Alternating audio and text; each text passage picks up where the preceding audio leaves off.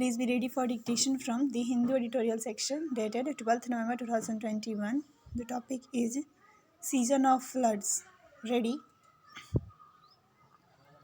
The ongoing spell of heavy rain in Chennai has again exposed the vulnerability of the city, a coastal metropolis with a flat terrain, to floods and raised more questions than answers about the government's preparedness to deal with the northeast monsoon. The first spell of heavy rain of 21 centimeter, mostly in the early hours of Sunday (November 7), caught everyone by surprise, despite storm water drains and waterways running to about 700 kilometers being cleared in the last 4 months. No tangible improvement was seen in the problem of inundation. The nightmare of the 2015 December floods haunted Chennai in the backdrop of the authorities monitoring the release of surplus water from the reservoirs on the outskirts.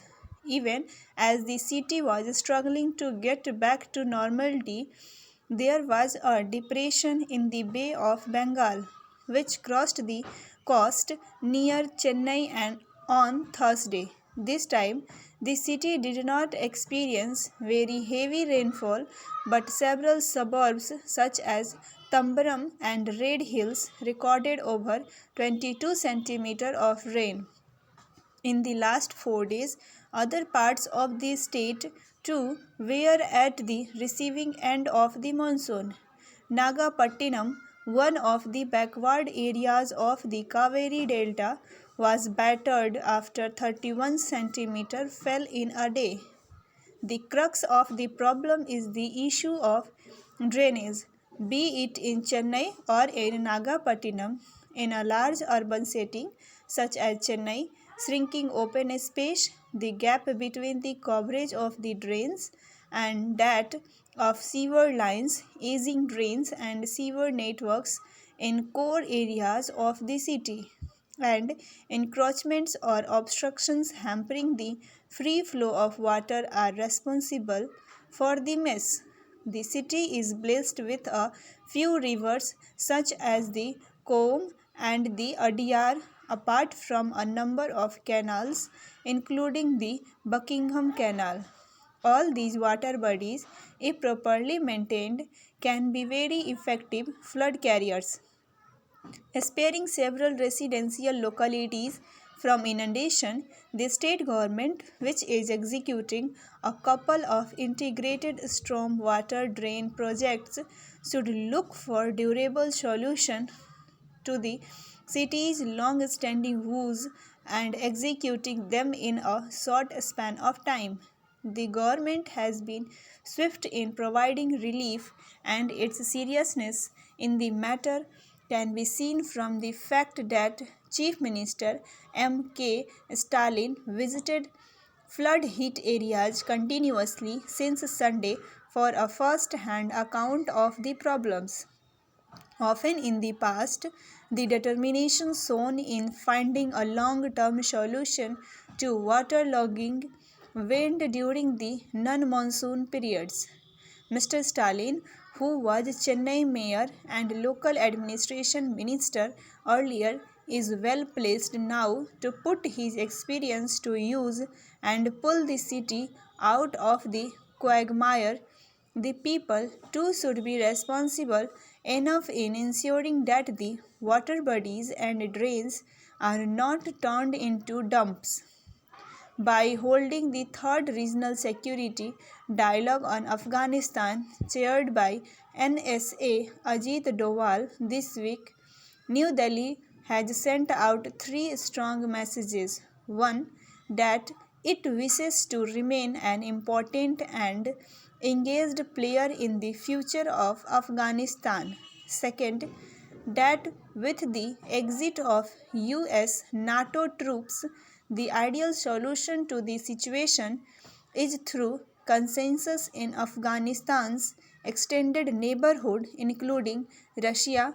And third, that the Afghan humanitarian crisis should be the region's immediate priority and political differences can be set aside to help. It is the last message that spurred New Delhi to invite the NSAs from China and Pakistan.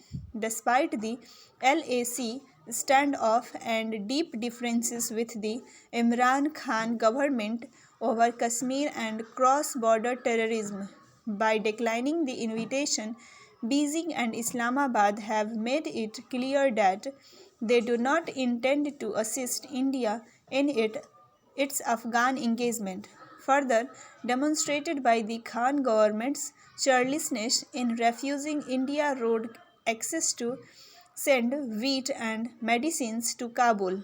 To that end, the Delhi Declaration issued by the eight participating nations, including Iran and Russia, is a milestone in keeping India inside the discussion on Afghanistan. The declaration goes farther than the previous such regional discussion of SCO countries in Dushanbe in December in its strong language on terrorism, terror financing, and radicalization. It also expands on the need for an inclusive government in Kabul that will replace the interim Taliban regime and promotes a national reconciliation process. While the consensus over the Delhi Declaration is a creditable feat, it does not paper over all the differences between India and the other countries over their far stronger engagement with Kabul. For instance, Turkmenistan sent a ministerial delegation to discuss connectivity with the Taliban, while Uzbekistan accorded the visiting Taliban deputy PM full protocol and discussed trade transit and the construction of a railway line. Russia and Iran still maintain their embassies in Kabul, and a troika plus US China Russia Pakistan engagement is taking place with the Taliban foreign minister in Islamabad this week. With the normalization of ties with the Taliban regime growing, New Delhi must now consider how far it wishes to go in its engagement with Afghanistan. On the one hand, India has publicly held talks with Taliban officials twice and expressed solidarity with Afghans, but on the other has refused practically all visa seekers, made no monetary contribution to the humanitarian crisis there, and has met no bid to continue with plans for trade and connectivity with Afghanistan. India's desire to lead the discussion on Afghanistan's destiny, as demonstrated by the NSA dialogue, is a worthy goal for a regional leader, but can only be fulfilled once the government defines more clearly what it wants its Afghan role to be, despite all its differences with the regime now in power.